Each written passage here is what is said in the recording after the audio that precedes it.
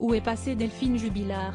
Si est-il la question qui reste sans réponse depuis la nuit du 15 au 16 décembre 2020.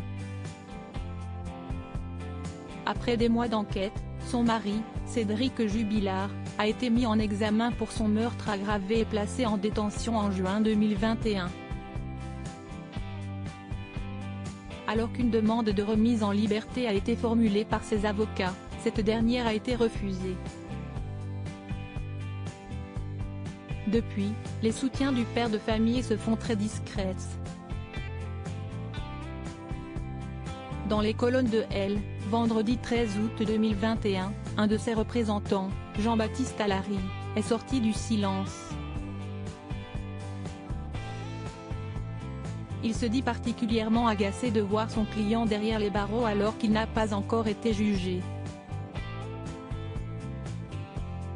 Mon client se dit innocent, mais il sait que ce sera un combat difficile. Le dossier contre lui est vide. Il n'y a rien, que des suppositions, a-t-il ainsi confié.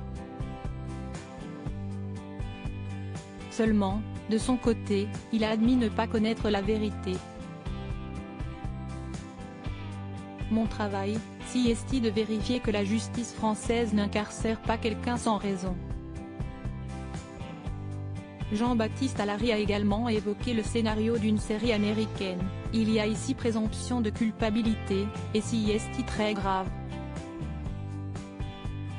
Le procès se fait dans l'opinion, et non au tribunal. Dans cette affaire, on fait de la morale, parce que si est moralement commode de faire de Delphine Jubilard une mère iconique et de Cédric Jubilard un salaud. Pourquoi Cédric Jubilard est-il toujours incarcéré? Depuis le début de l'affaire, Cédric Jubilard ne cesse de crier son innocence. Il a toujours assuré n'avoir rien à voir avec la disparition de sa femme. Même depuis qu'il est mis en examen, il continue de garder cette même ligne de conduite.